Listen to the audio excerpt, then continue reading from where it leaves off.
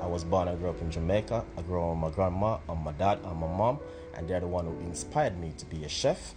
And now I serve a purpose in this world. The purpose is for me to share the beautiful Caribbean dishes to the world.